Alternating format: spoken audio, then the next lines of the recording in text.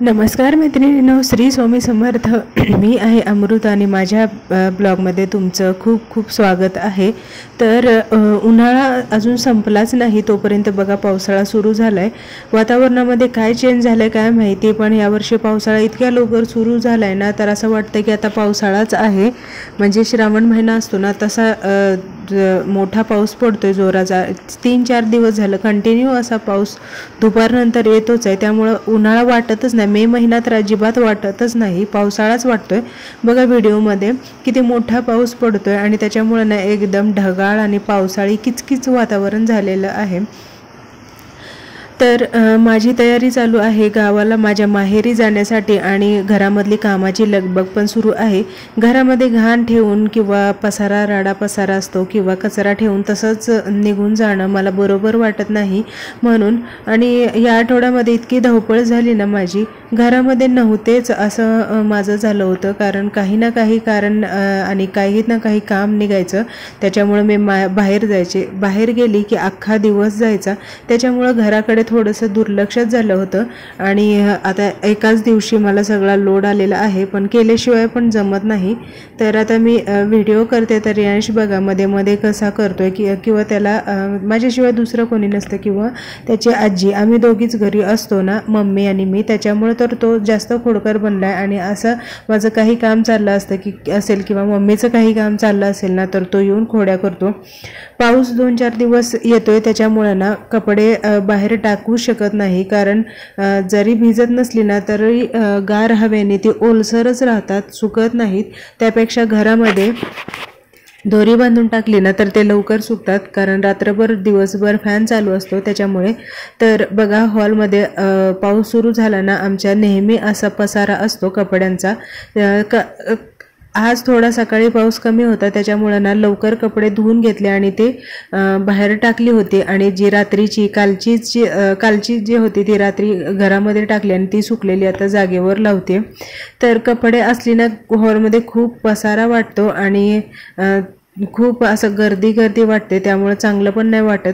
आणि जायचं आहे त्याच्यामुळं मी सगळं म्हणजे आत्ताच सगळी साफसफाई करून घेतली होती. तर परत एकदा म्हणलं सगळं हॉल किंवा सगळ्या बेडरूम किचन सगळं व्यवस्थित झाडून घ्यावं, सगळा कचरा काढावा. कारण 8 दिवस झालं नुसतं वरवरचं झाडणं सुरू होतं.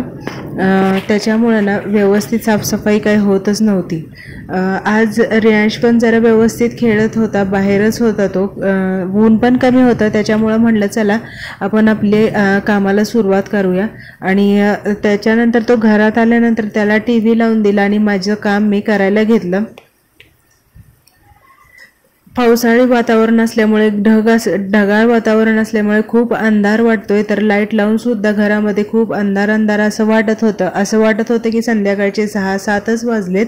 तर मी सगळा वरून म्हणजे सेलिंग वगैरे झाडून घेतला, फॅन झाडून घेतला आणि नंतर घर झाडून घेतलं आणि त्याच्यानंतर मग फरशी वगैरे पुसून घेते. झाडताच ना सगळा पसारा मी जागेवर लावते, त्याच्यामुळे ना घरामध्ये जास्त पसारा वाटत नाही.